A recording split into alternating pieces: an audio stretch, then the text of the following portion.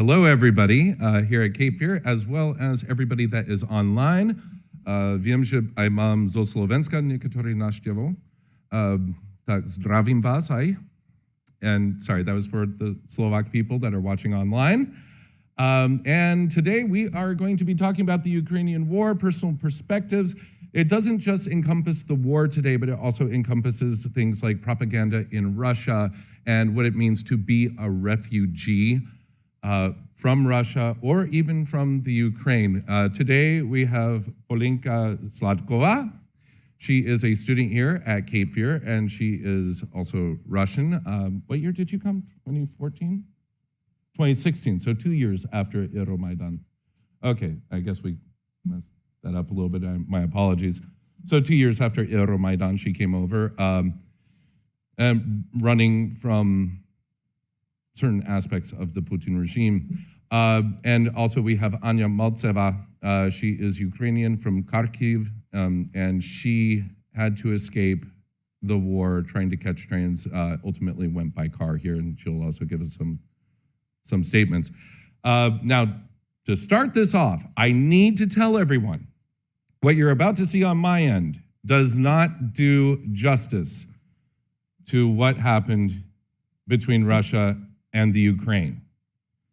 There is no way in the space of 10 minutes I can cover every aspect. So if you are from that area and you think, oh my gosh, he left that out, I did.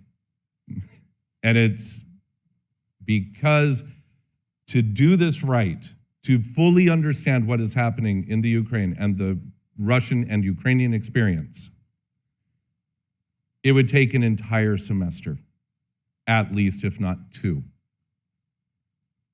So, with no more waiting, we shall begin.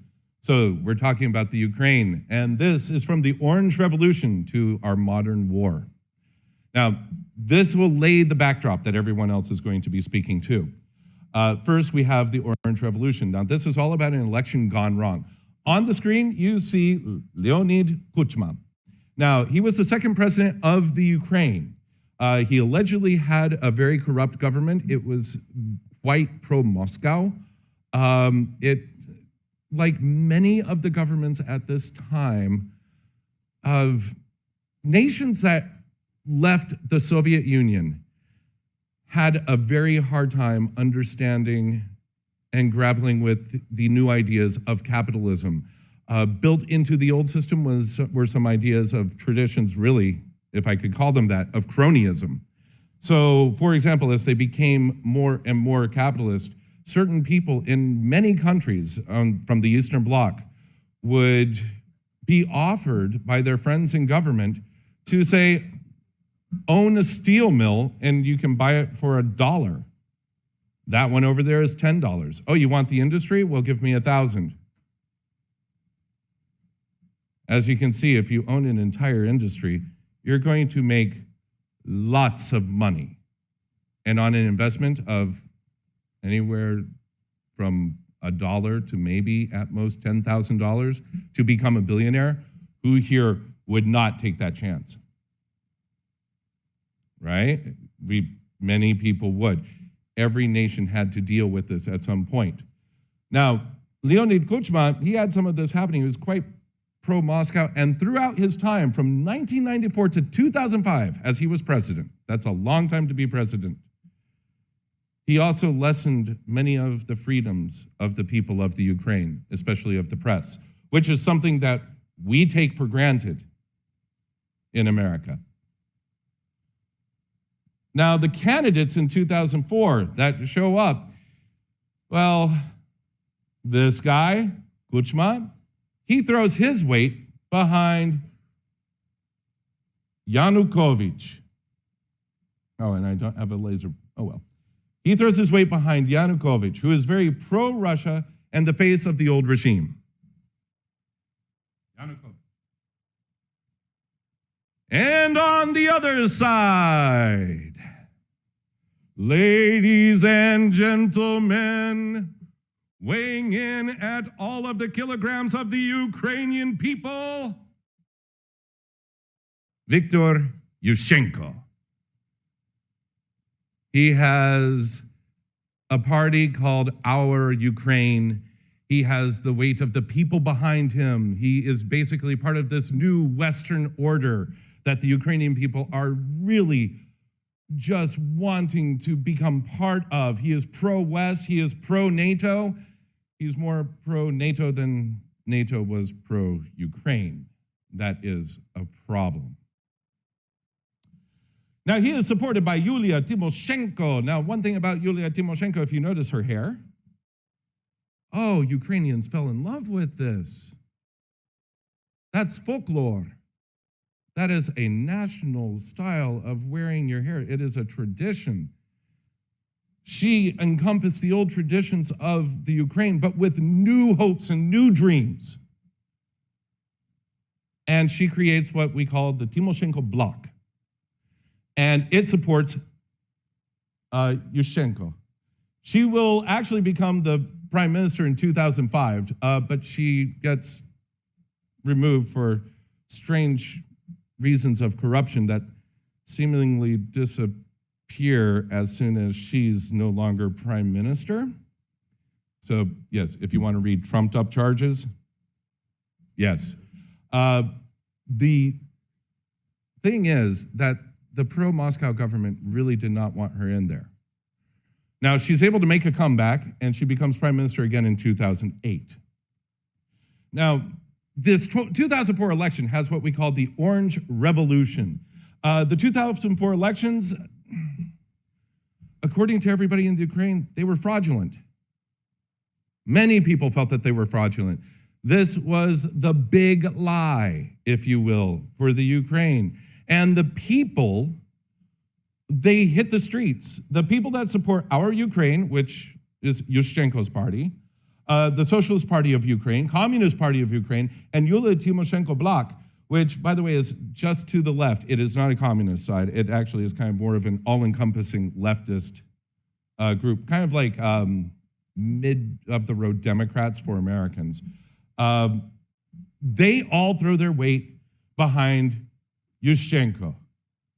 They march in protest. These marches go on and on and on. And they even pick up the support of one of the singers that was very famous at the time in the Ukraine. Her name was Ruslana. She won Eurovision. She had a video called Dances with the Wolves.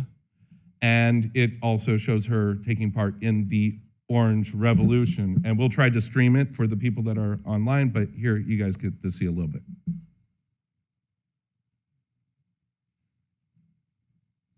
One thing I should point out, Yanukovych, they call Yushchenko a Nazi. I should point out his father was part of the Red Army and was held at Auschwitz in the concentration camp. After saving with customized car insurance from Liberty Mutual, I custom.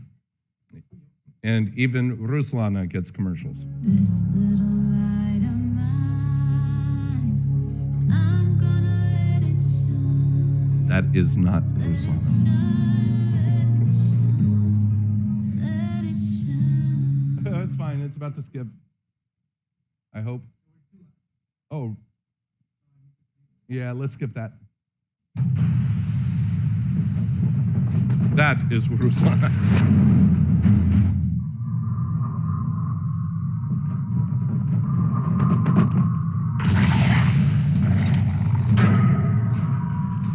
In Russian and in Ukrainian folklore, wolves play a very large traditional role, so keep that in mind.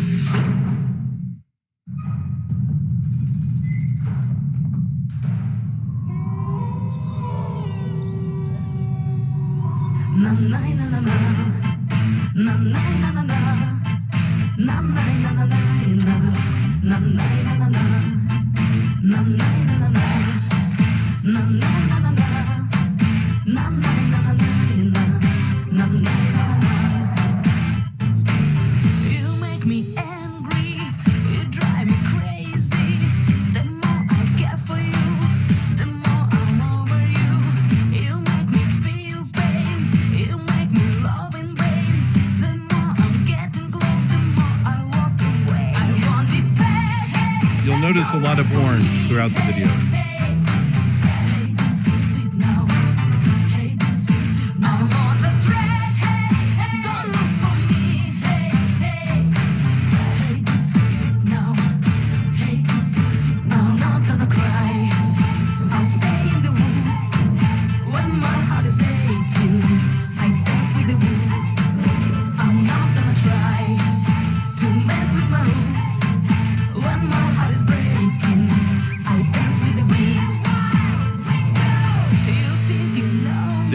revolution. You control me. The more you feel it right, the more you're going wrong. Don't say you got me, you don't know anything about me. The more you make me weak, the more I'm getting strong. No way, I won't be back. Don't wait for me. Hey, this is it now. Hey, this is it now. I'm on the track. Don't look for me. Hey, this is it now. Hey, this is it. I'm not gonna cry. I'll stay in the woods when my heart is aching. I dance with the wolves. All right, perfect. Thank you. I'm not gonna try Oh, no. to mess with my roots. All right. All right, perfect.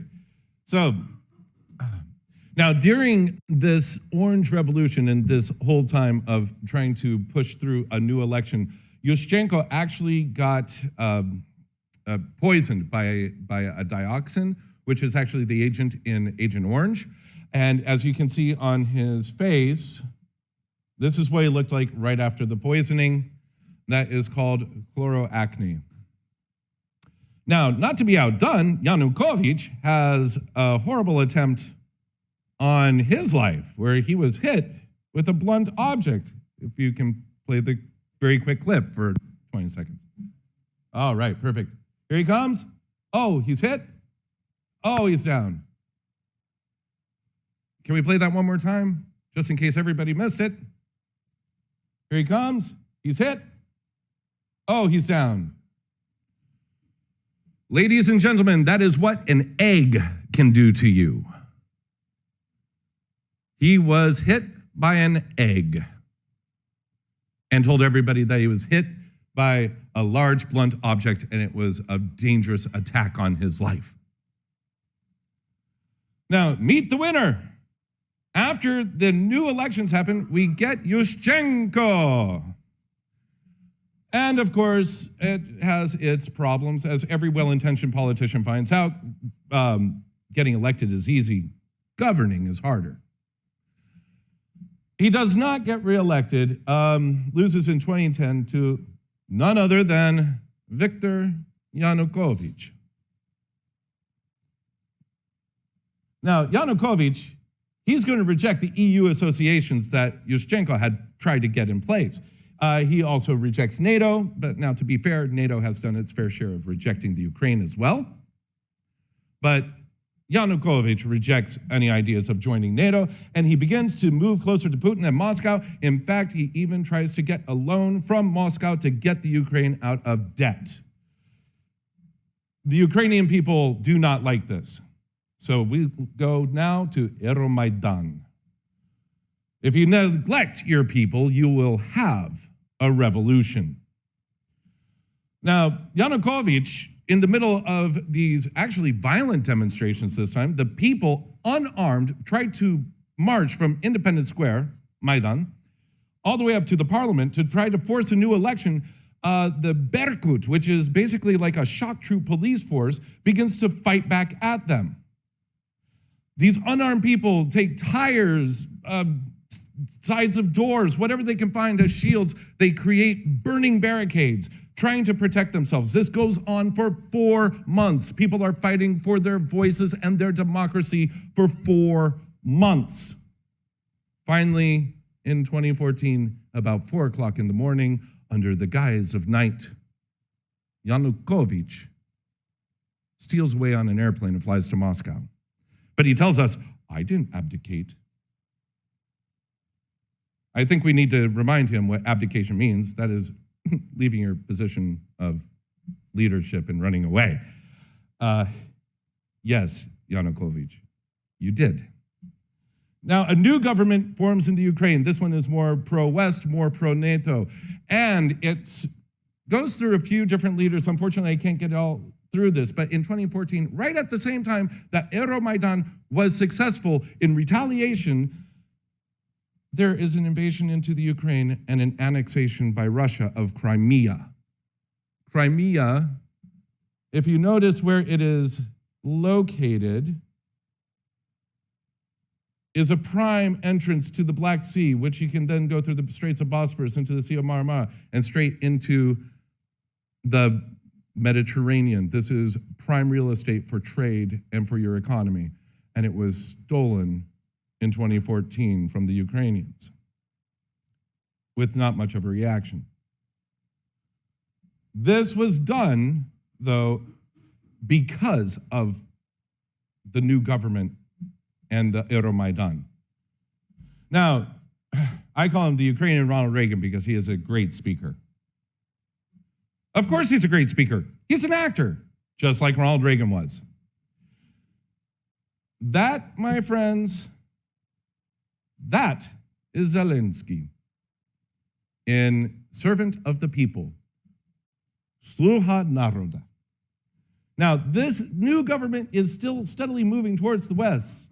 But Russia claims that NATO is encroaching on it, and Putin claims that Nazis, which, by the way, there are some in the Ukraine. I need to be honest. There are Azov, and they do have banderisti. That's about 1% of the population. There are fascists in every nation, so I don't want you to think that they are somehow exclusive in this. But Putin is playing on that, and he takes that 1% and generalizes it to over 100%, really, for how he views the Ukraine. He's going in to stop the Nazis. By the way, they call Zelensky a Nazi as well. I should point out that he's Jewish. Russia will invade on February 24th, 2022, after weeks of American public warning. And ladies and gentlemen, that's where we now begin our discussion. And I invite to the stage Polina Sladkova. Dziękuję.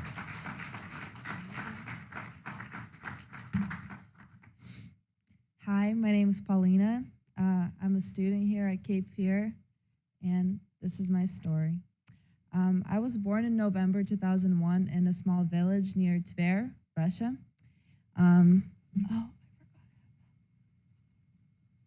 That's where I was born. And Vladimir Putin has already been the president for a year and a half and would continue to serve until this day. In the past 18 years of Putin's regime, Russia has lost all its opportunities to prosper as a successful and free country while being drowned in propaganda and corruption, taking many lives of its own citizens and citizens of other countries. My parents' dream of immigration grew bigger and bigger once they started to learn more about our country. It became obvious that our TV was lying and that the reality and what we saw on federal channels were unmatched. But independent news sources told the truth and had easy access through a monthly subscription. Now, most of these channels have been suspended for distributing what Russian authorities call extremist activities, violence, and premeditated false information, aka the truth about Russia's invasion in Ukraine. Russian authorities, with every regulation and every law, try to cut off any leak of true information. The annexation of Crimea became a turning point in everyone's life. It marked the start of a bigger tragedy. The government channels all pushed the idea that Crimea was historically always a part of Russia and therefore somehow belongs to us, that people there begged to be a part of Russia and that we did them a huge favor. It pushed Putin's ideology and his dreams of a great nation to rise up again. Even though the news that my family was watching showed the sad truth about Crimea, our closest friends and family our closest friends and relatives were already deep in lies of propaganda. The annexation of Crimea had a huge impact on regular Russian citizens as it added to their feelings of nationalism. Everyone seemed to be unreasonably proud without realizing that they would be paying for this for the rest of their days, some with their lives. But any sane person, free of propaganda's manipulations, knew how illegal and cruel Crimea's annexation was. My parents realized that eventually we would have to sacrifice our future and our lives for Russia, and we weren't willing to do so. After April 2014, with the start of war in Donbass, it became clear how this conflict will most likely end. And Russia kept digging its hole deeper and deeper. The propaganda showed its true powers in 2014. Everybody denied Russia's involvement in Ukraine.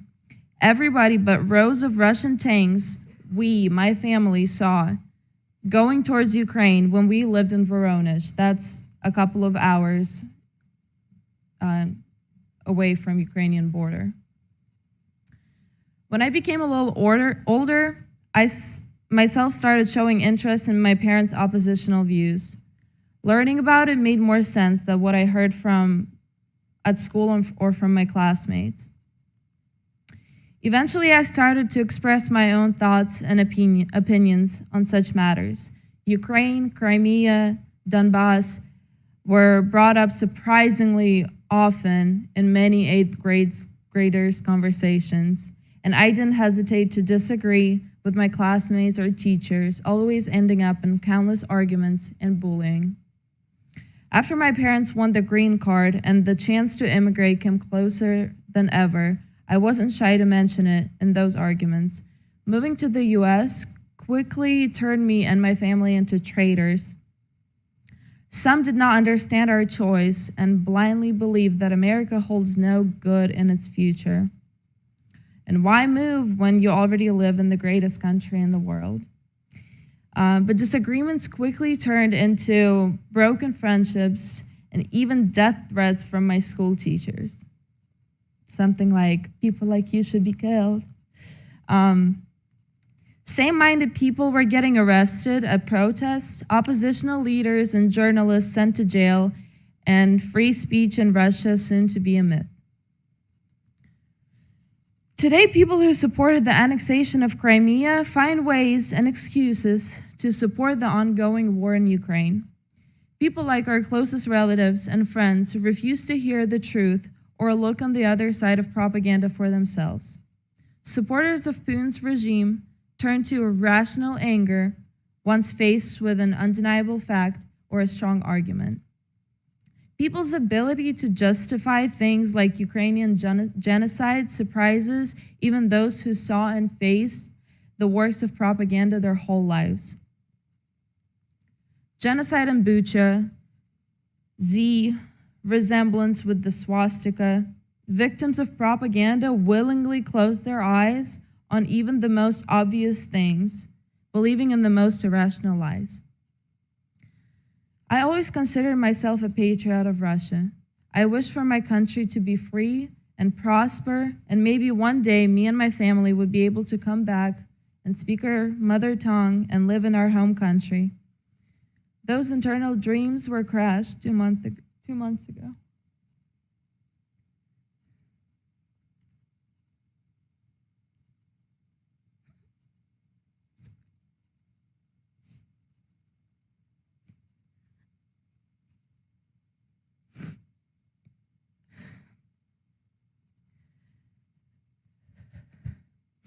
On February 24th,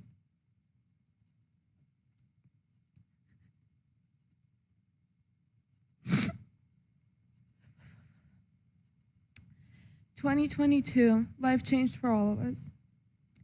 In order to survive, Ukrainians flee from their homes. Oppositional politicians and media personas leave Russia to avoid imprisonment. For a piece of paper with the words "for peace."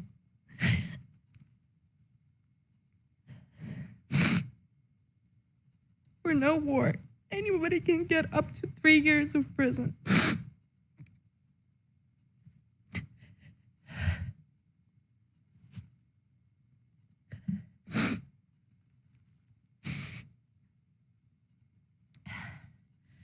Wearing a Ukrainian flag in public to show support for those who hide in basements from Russian bombs will cost you your job or a spot at a university.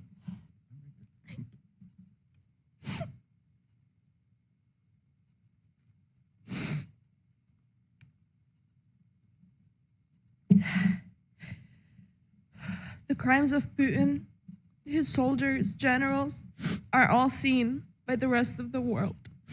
They're guilty for those horrible crimes.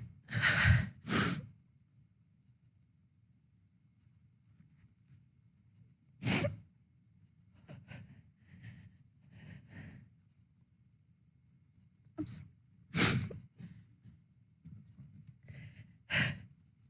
And justice will be made one way or another. Nothing and no one will be forgotten or left out.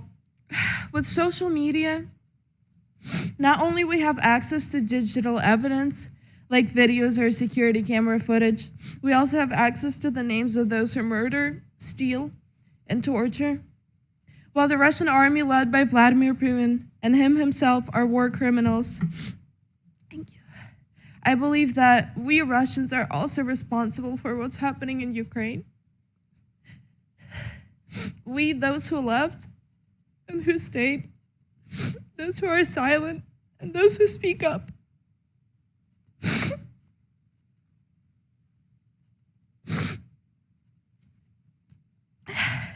All should feel responsible and accept that our country is the aggressor and invader. Russia's chance for a future as a free country has been postponed for another few decades until we Russians all accept the reality, our accountability, bring justice to those currently committing crimes in Ukraine, and pay for all the damage and harm our government has done. Russia will forever have the reputation of the aggressor, and so will its citizens. Thank you. Glory to Ukraine.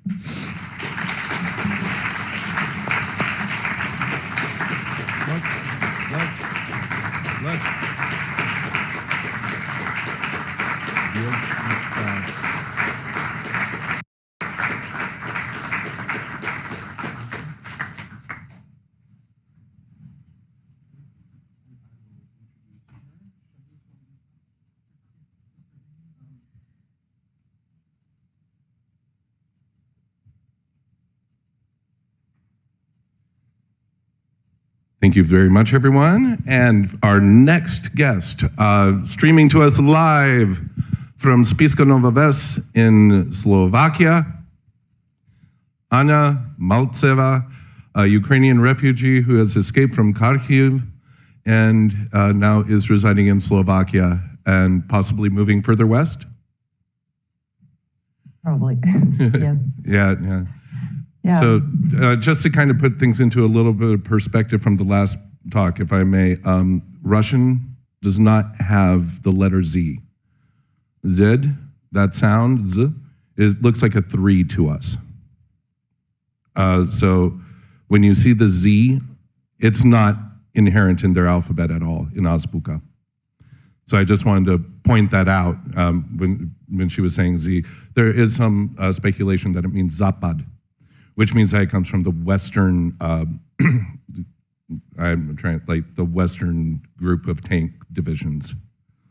So without further ado, Anna, give us a statement. We look forward to hearing from you.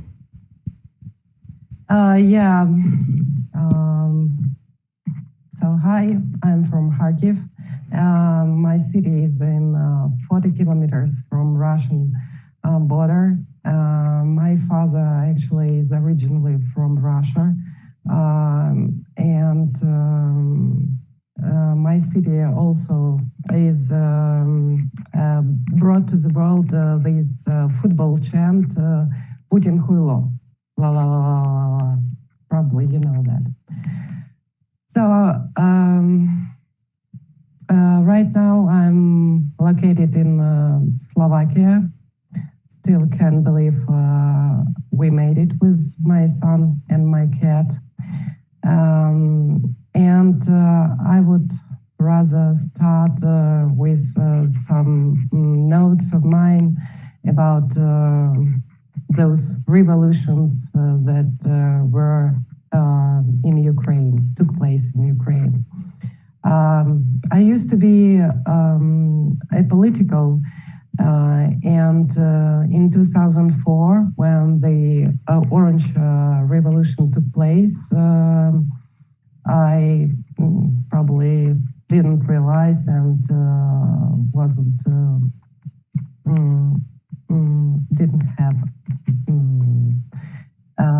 wasn't aware of political situation in Ukraine because I just returned from Slovakia from my traineeship and well, had no interest to politics in a nutshell.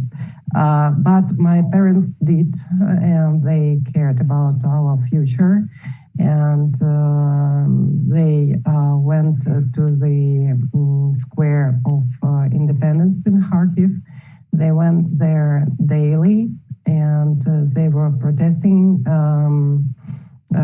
against this electoral fraud that took place during that elections. And at the end of the day, yes, they were successful. They met their goal. So I'm proud my parents did that at that time. As for the second revolution of dignity, as we call it, in 2014, still I wasn't that much into politics, and but I had friends that were standing there in Kiev, and that were protecting my rights, and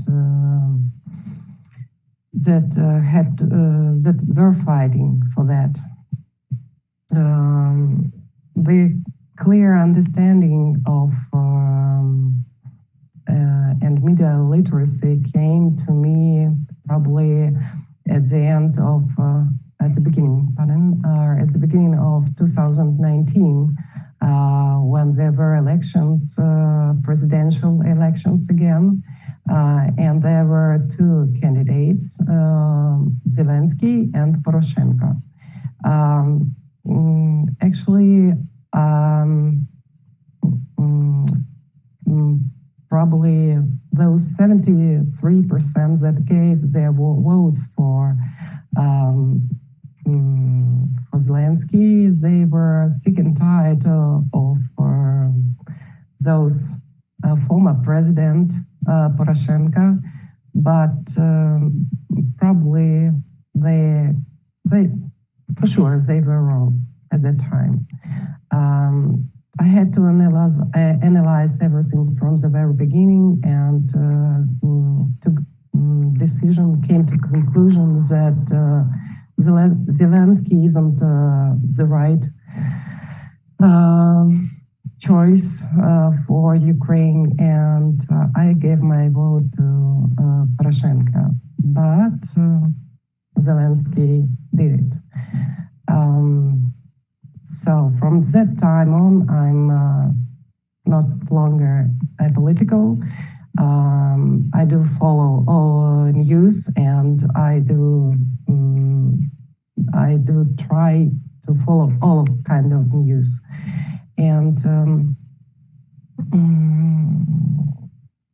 what I'm trying to say that right now I'm very surprised by actions of Zelensky as a president, and probably I was a bit wrong about him. He is a good leader for this time being, and hopefully he will lead us to the victory. And right now I would like to tell about my own experience as a, let's say so, refugee. As the war started on the 24th of February, we woke up from shelling, and that was something unbelievable for us. We knew that there was Russian military close to our borders, but nobody could believe it because we are neighbors, like brothers. We speak almost the same languages. And as I told you, my father is from Russia. So that was something unbelievable. On the first day, we thought that it might end up very soon. My son was frightened so much that he was crying. Crying and asking, why should I die today? I lived so only 8 years. I don't want to die.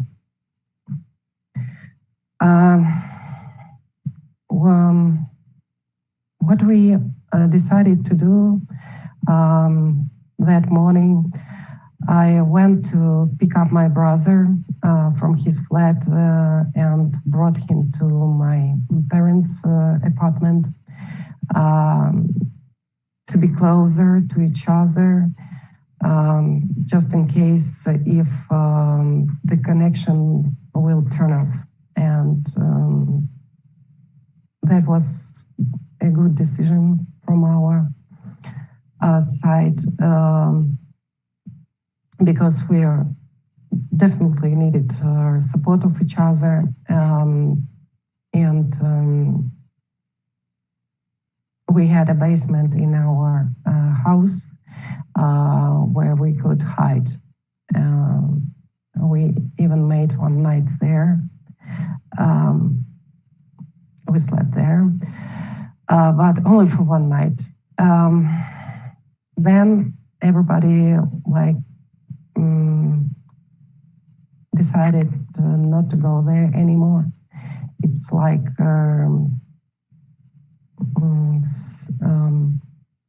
relying on our own and hoping that everything will be fine. Okay, today we can wake up, or maybe we won't wake up. Let's see how it goes. That was a bad thing to do, but that was a reason for us to flee. I insisted on it because the strategy was really wrong. And on the third day, we actually decided to escape from our city and to do it by car. There were evacuation trains from Kharkiv, but they were overcrowded and too many people were there. Panic and hysteria were very high. But as we decided, we had to pack our things and to do everything. It took us another one day. And on the 1st of March, we started our trip to Slovak border. Me and my son were invited there by my ex-colleague and her family. And she told me that we are invited and they would be happy to have us, to host us.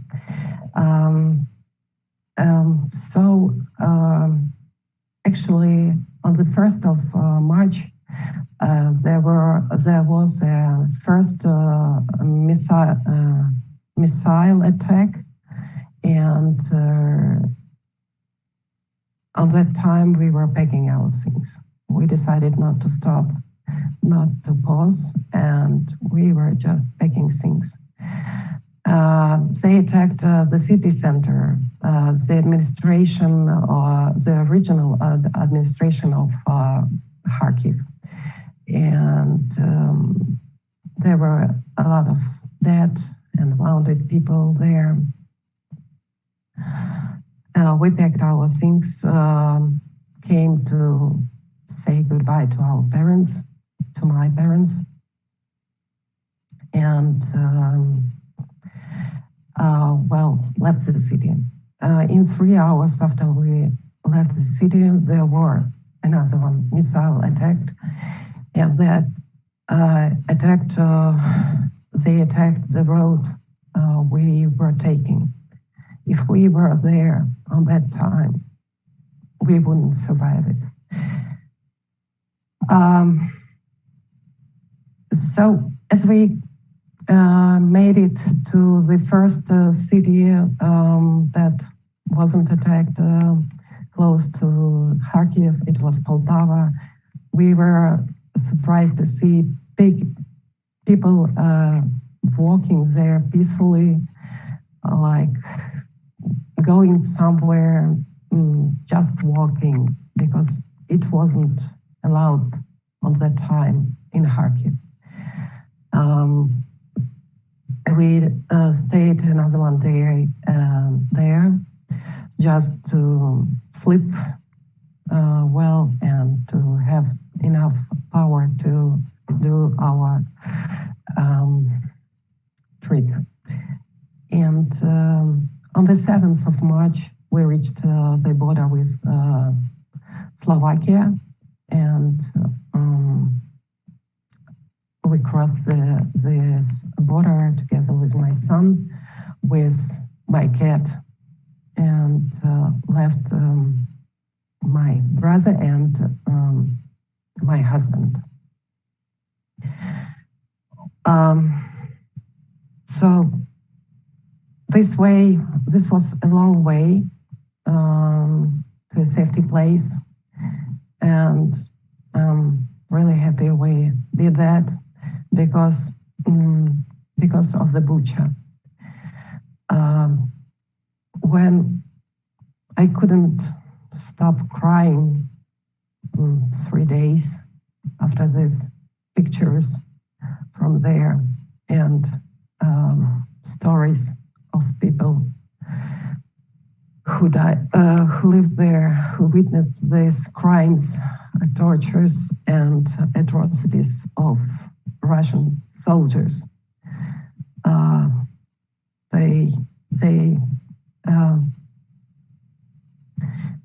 They were raping kids, women, even men. They were destroying these cities around Kiev. They were making genocide, and that is something we will never forget and never forgive, and nobody can do that. As for Russian military and their crimes, I should say, I was hoping that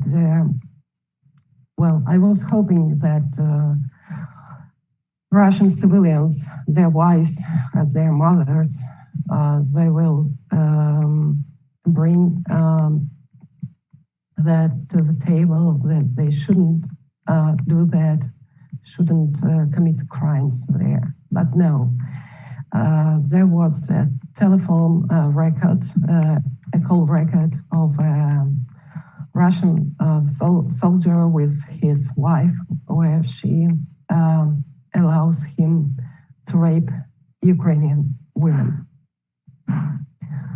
She just asked him to use condoms.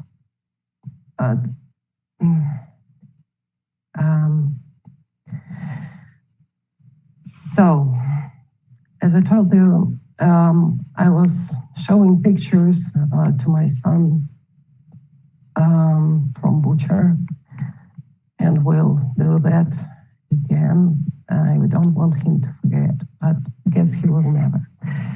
And I just wanted to show you the things he is doing now. And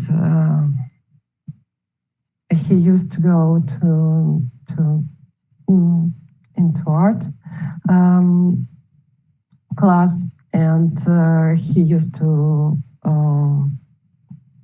draw. Now there's only tanks and war pictures of war he's drawing. Probably that's what I wanted to tell you in a nutshell about my own experience and experience of my family, my child from that war in our country. Thanks.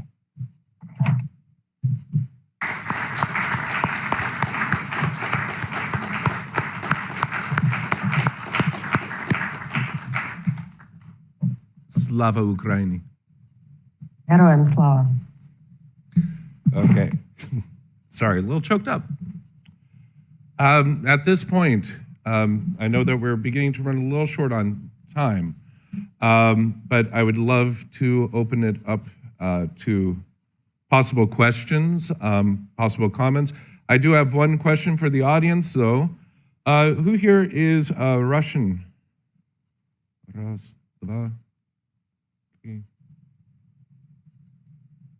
Nice. And who here is Ukrainian?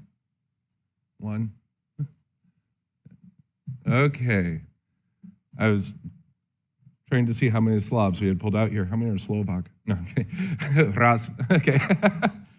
So, yeah, as you can tell, in case you, for all Americans, if you didn't know, many of us watch what's happening in the war with a distance.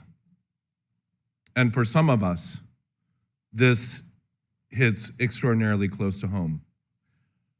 For example, even though I lived across the border, just keep in mind that for many of you, your history instructor got married 200 miles away from the bombs where they're falling today.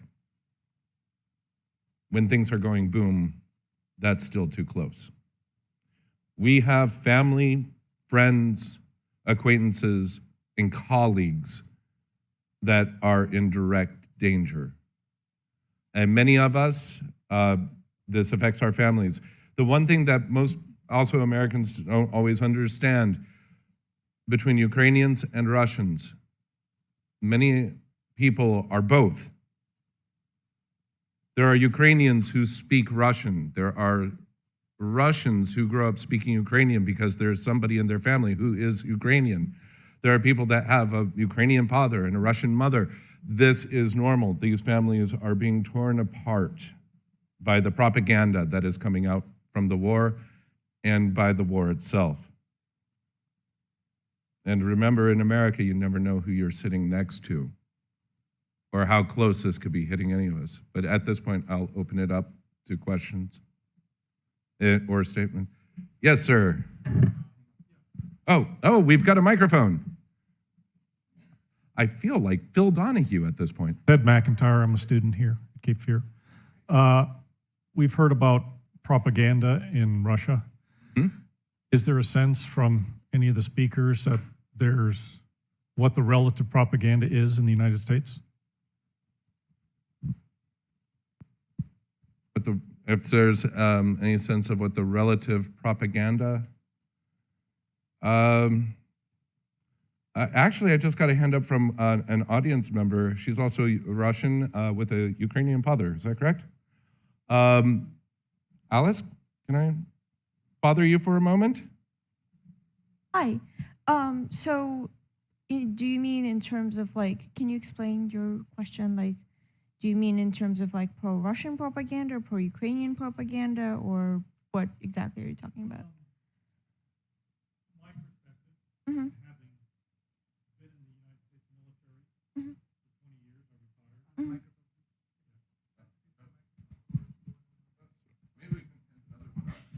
20 years, I retired. My experience having been in the United States military for 20 years, and after retiring, not being satisfied with how national security works and being an advocate for human security, I had a chance to travel the world and do humanitarian work. I taught English in Klemensky, and I chose to go there in 2014 to get a better understanding of what was going on. I also did citizen diplomacy in Russia. I've had 3 trips to Russia. During one of them, I was arrested, and I was innocent, but that's how things sometimes work in that part of the world. One of the, I think as an American, my biggest responsibility is to make sure my government is doing well. And one of the biggest problems that I found was what the US government did in Yemen, specifically complicity in the war crimes of Yemen. And I saw that that wasn't addressed neither during the last administration, when it was taking place, nor during the current administration. So I find it somewhat hypocritical that in what I see going on is a war, on a kinetic war, an informational war, an IT war, an economic war, and a banking war. But I find it highly hypocritical that our national leaders are talking about the war crimes which are going on, and it's very understandable that it would go on in this environment because it's very akin to a civil war. The people are so close. But they're choosing to focus on war crimes in the informational war where they're not looking in the mirror and seeing their own. And I find this very offensive. I think, yeah, absolutely. Okay. I can definitely see your point, and I think it's very important to remember that point of view and talk about it. But at the same time, the things that are happening at Yemen and from the US government, what they're doing, it's obviously not right. It's very bad. They should reconsider their policies and their actions. But we have to focus on this war that's going on right now, because at any point in time, it can hit home, like home. Like Putin will not stop until he reaches his goal. And it's very important that we don't forget that, and that we as Americans, and I now consider myself American, even though I moved here 8 years ago from Russia, because it's crucial for us to understand how crazy he is and how powerful, unfortunately, he is. And US right now isn't doing a lot to stop it. Unfortunately, all those sanctions aren't doing a lot. And I think public opinion, and this is the point of this forum, is for us to try to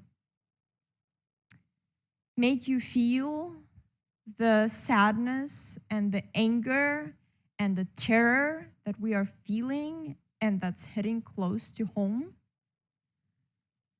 And while this perspective is important, I think we have to prioritize our conflict at this particular moment in time. I am not saying that the conflict in Yemen isn't important or shouldn't be talked about. I think it should be, but unfortunately, we do have to prioritize at this point in time and put this conflict forward. Absolutely. Also, while there are certainly things that we would prefer to improve or end in American policy abroad and at home, in all honesty, the focus of the forum itself is not an American domestic focus.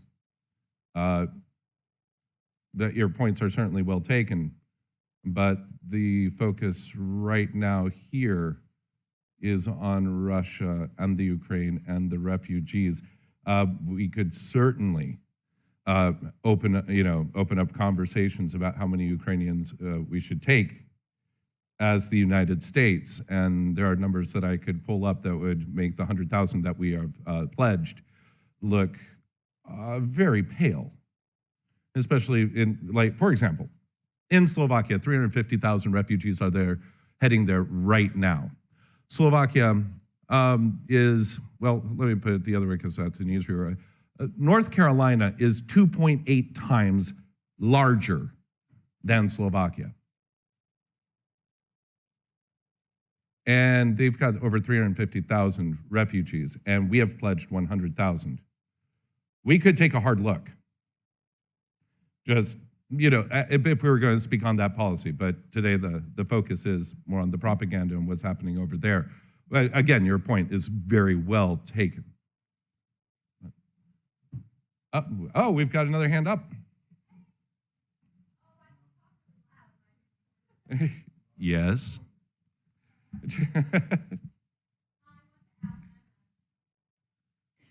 Anna, what happened to your parents and your husband, and are they okay? Well, they are okay, more or less. My husband returned to Kharkiv. He's working now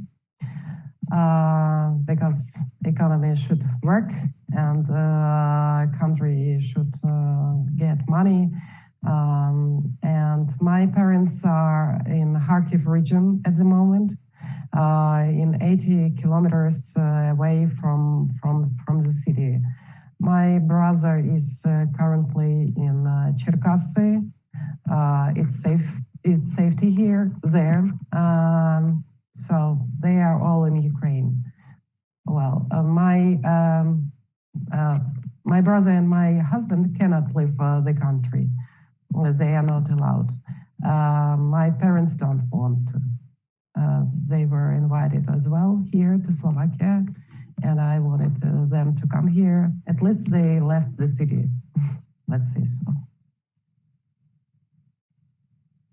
Yeah, I just want to point out that whenever she told me that her husband was working in Kharkiv, I made a joke. I was like, hey, so the end of the world is coming. What are you doing? Oh, it looks like I've been scheduled to work that day, so I guess I'm working. Imagine bombs and missiles are falling. There's, massive amounts of carnage happening around that city. And for normalcy, you go to work. Same job. It's pretty impressive. Mr. McCoy has a question. I just wanted to say that the gentleman behind me, I took from his commentary something a little different, and I just want to kind of mention that first, and then I'll ask the question. I just kind of heard it as propaganda. Sometimes we see it as having entertainment value. It's an opportunity for us to pick sides, to maybe have words of war on the internet between one another, sometimes with our neighbors, our friends. But I think here what people are living in Ukraine is the real consequences of propaganda, right? Truth does matter. And so it's important that we always seek truth, especially when we think the stakes aren't very great, because one day they could turn out to be much greater. I wanted to ask, Anna, do you feel as if the people of Russia are changing their mind? Are they getting the truth? Or do you think Putin's attempt to silence the truth is winning the day? Well, from my point of view, they don't want to hear the truth. Actually, Russia doesn't work that much as Ukraine probably are, their economy. I mean that they don't manufacture things like Ukraine does. Their agriculture is not that strong as Ukrainian. They never paid attention to that, and probably the only thing to earn money for them is to sign contract in their army, with their army. And I guess so. It's my personal view. But therefore, their wives, mothers, and relatives, they don't want to believe. They want to hear the propaganda. I was hoping that probably when they will have a lack of food or something like that, that will be an eye-opener for them, but seems like that is not going to happen. And if I may, I've got also, as soon as that question popped up, if I can give them about 30 seconds each. I saw Paulina and Alice's eyes kind of like sparkle on that question. And who wants to also take it on from the Russian perspective first?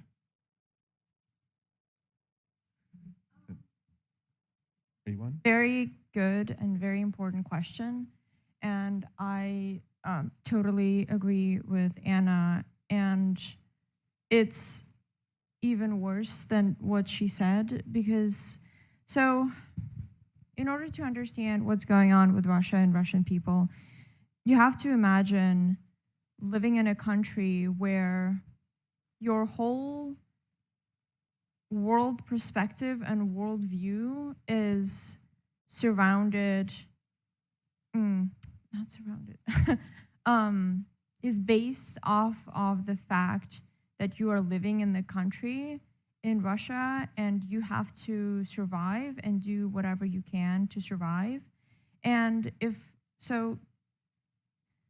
there is a way for Russian people to see what is actually going on, but they are closing their eyes on it because what they're seeing and what they potentially can see is so horrific that if they accept it as the truth, their entire worldview will fall apart.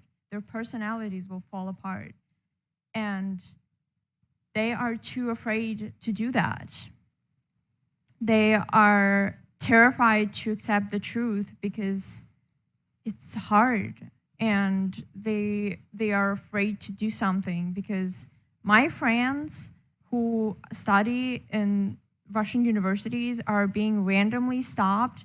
Their phones are being checked for any kind of messages that are even remotely against Putin, and they are being sentenced to jail and they are being punished, and it's so awful. And Putin's propaganda has gotten so far and it has terrified people so much that they can't do anything. And I'm not in any way saying that it's okay for them to do that because it's not.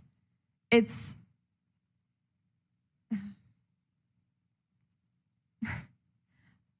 forgot the word. Трусливый. It's like, yeah, it's very, very cowardly. Thank you. It's very cowardly, but humans have three responses. You have fight, flight, or freeze. And right now, Russian people are frozen. And that's why it's so important for the people in the free world to do something about it, because Russian people can't and won't. And until we do something, actually, physically do something, nothing is going to change, and it's only going to get worse. You want to give us about 30 second?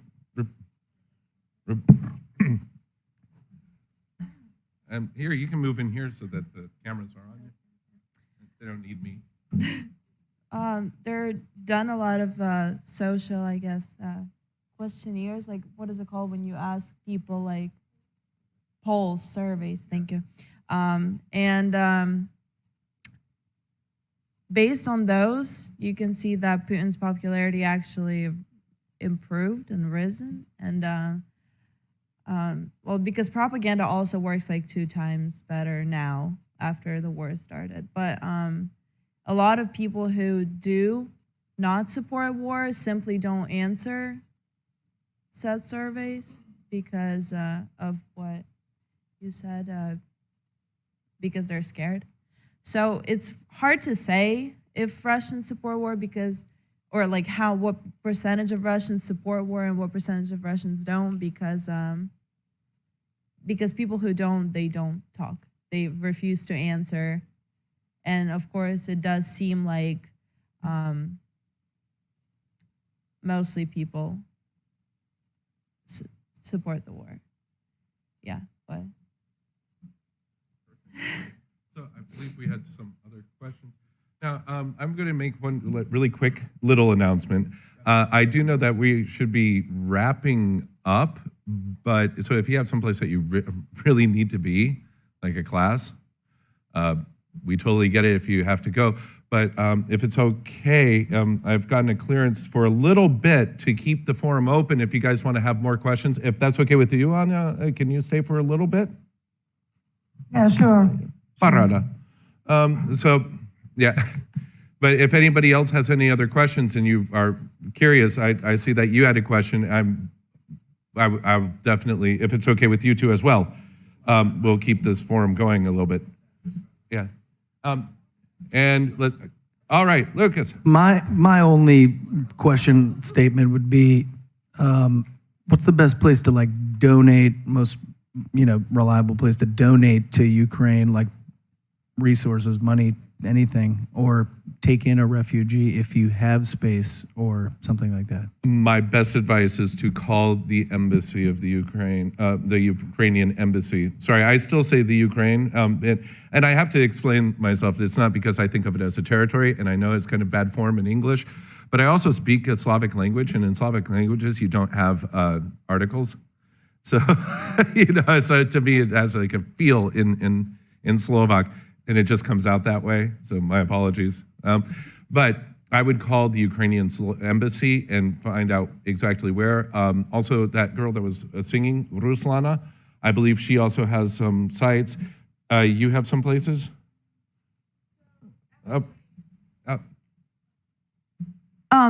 There is a official Ukrainian governmental website that accepts donations. It's a little bit complicated, but if anybody wants to donate, please reach to me and I will give you like a QR code to scan, and you can directly donate to the Ukrainian government, and then they automatically distribute it to whoever they most need the money for. Thank you. I believe we had. I believe you had a question. Oh, how dare you, Lucas? Oh man, there is a hand up in the back. I do feel like a 1980s talk show host, Yes. By the way, to my students, thank you so much for saying. Go for it. So I was wondering how Ukrainian refugees are currently building and rebuilding community in their host countries. Anna, that's definitely for you. How are Ukrainians building and rebuilding their communities in host countries? Well, actually, at the moment, I'm a volunteer at the information center in my city I'm living in right now. Well, I'm going to arrange a meeting, some picnic or something in the way in my area, just to know each other better.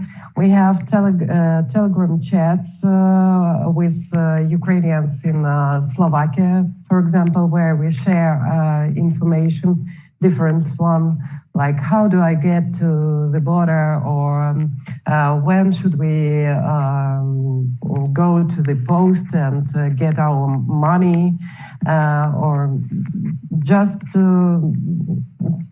these common things like where you don't know the country, the rules, you can ask anybody, probably somebody knows better. But as I told you, I'm a volunteer in our information center. That's amazing. I have one question for you just to kind of demonstrate. In Slovakia, the government is giving Ukrainians a monthly stipend. How many euros is that, Anya? 130. 130 euros a month as a living stipend in Slovakia. Yep. That's kind of crazy. Somebody said that's kind of crazy. Is that high, low? Okay, Lucas says he thinks that's very low. Does it take you far enough through the month? Well, actually, no. I still have some savings with me, and I don't have to pay for the apartment. It's good that Slovak government makes some reimbursement to Slovaks for who give shelter to Ukrainians. That's really great. And plus, we can ask for some humanitarian aid, and probably we'll get some food there. So. And I should just point out to everyone that 130 euros actually is much more than it sounds in Slovakia. Maybe not that much if you're buying gas. I also need to point out that as much as we think that our gas prices are high, European gas prices, how does about $6 to $7, sometimes $8 a gallon sound? Yeah, and that's the average salary in Slovakia is 1,100 euros a month, and filling up your Honda Fit, for example, would cost you right around $60 to $70. Where here, even with these prices, it's right around 35 to 40. All right, who's got the next question? So I heard somebody mention donations a minute ago, and I know on the more, like, I don't want to say extreme, but on the greater end, there's stuff like the IDF and everything that you could contact the embassy and join. But what other than that for, say, college students or other Americans, what are other things that we can do to help? Wow. There's raise awareness, really. The Ukraine government is not asking people with no combat experience to go fight. And if you don't know war, this is not the one to learn it in. There's just not enough time to train. And they haven't gone quite there yet. So make sure, if you're thinking of going that route, please speak to a veteran first. Please speak to a veteran first. Don't just jump in, right? As far as other ways of helping, raising awareness is a huge one. It's a huge one. Finding places to donate. Alice? Here. Again, they don't need to see me. Here. I just wanted to say that raising awareness and not forgetting is very important, because as Americans, there is a tendency to move on to the next best thing. And with this one, we just can't afford to do that. So talking about it and not forgetting and listening to the news and paying attention and donating if you can, and just raising awareness, talking about it, and pushing your government to act.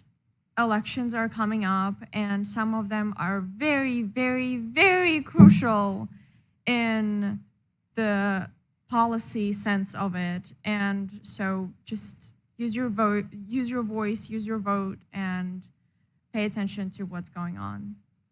Awesome. Thank you so much, Alice. I didn't expect to have, two wonderful Russians that, would be up here, both refugees from the Putin regime, to help me out. Now, I noticed that you're wearing a Wrigley Field.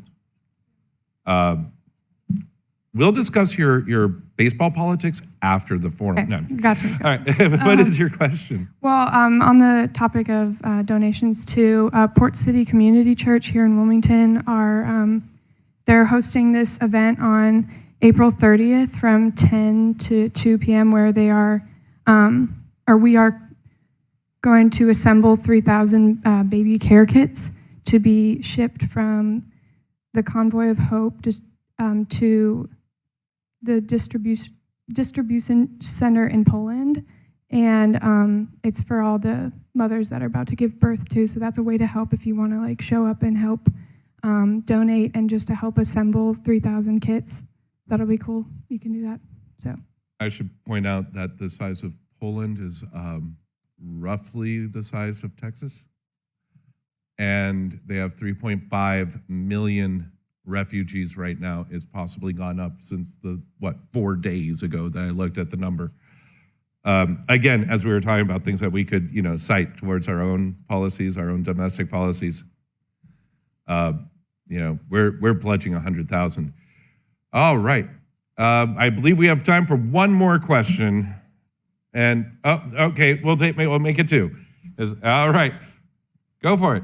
Hey, so this might be more of a question for Anna, but do you think there's a possibility that after not everybody, but many have immigrated from like Ukraine, that rather sooner than later people would start moving back to Ukraine, or you think once they're out, people stay out? Does that make sense? Ben, could you please repeat the question? Yeah, I'll repeat the question. She's asking if you believe that after the war? After the war, yeah. Yeah. So after the war, if you believe that people that have emigrated out of Ukraine, if they will possibly return, or do you think that they'll just remain outside of it? I don't know. At the moment, I do realize that I cannot go, I cannot return. And probably I won't be able to do that next year, which is why I have to build my new life here. And I have to care about my son, cat again. And yeah, probably I will find some job and start to work here. But as long as currently my son is trying to adapt to a new reality, new country, new school, well, I cannot afford starting a job. I don't know, really. I hope to return, but my house is still there. Hopefully it will be like that forever, but we'll see. Thank you. Držim palec. That's like crossing fingers. So, yeah, one thing I should point out among Slavic people, the idea of returning home is always deep in their hearts. It's very different. Like Americans can, be content being born in like Boston and dying somewhere in California. In most Slavic traditions, there is this yearning for home if you're away, and then there's a deep pride for the village that you're born in and that you're raised in, the national costume you wear. There's not one single Ukrainian national costume, for example. There are many from many different villages, same in Slovakia, same in Russia. You can look at it and know exactly, aha, that one is from there. Aha, that one is from there, especially if you're a trained ethnologist. So I'm hoping that they would want to return. All right, you had... I just wanted to ask, it seems like America is taking a historic stance of isolationism when it comes to this war. And that amongst my friends, there's some worry that if we involve ourselves more, that things would heat up. And brutality be increased. Our force would be met with, for lack of a better term, more brutality and more death. I guess my question is this. How far do you think we should go? I mean, I know we need to, personally, I think we should accept more refugees and ship out more arms. But like, when we put boots on the ground, it kind of, Putin hasn't declared formal war yet. He says that it's a special military operation. I know that it is war in disguise. But whenever we enter and declare war on Russia, would that not be met with, maybe even nuclear fire? That's just the worry with me. They said that again today. Russia warned us again this morning that by sending arms and by sending support to the Ukraine, we are risking a nuclear war in World War III. I ask myself every day, how far should this go? At what point do we say, enough, dost, this is it? And we put boots on the ground. Right now, that line in the sand looks like NATO. And I'm going to tell you right now, as somebody who considers Slovakia home as well as America, I don't want a bomb falling in Humane. I don't want bombs in Michalovce. I don't want bombs in Spiska Nova Ves. And I don't want that to be the line to where we're like, oh, now we're going to stop them. Because at that point, my family and my people and my friends that are the closest to me, that we talk to every other day, could be dead. And at that point, for me, that costs too much. I don't know what the right point is to risk it. Thankfully, that's above my pay grade. But yeah, if it were on me, there'd be a very different response and a much higher number of refugees. But that's just me. That's my opinion. So, wow, that was intense. If anybody has any other thoughts, going once, going twice. Wonderful. Thank you very much, everyone, for attending this forum. Anna, dziękuję, dziękuję, dziękuję, dziękuję. Oh, Sizlata and Paulinka, Alice, thank you both so much for being here. Paulinka, thank you for the talk. I really appreciate everyone. Thank you. Go forth and do good things.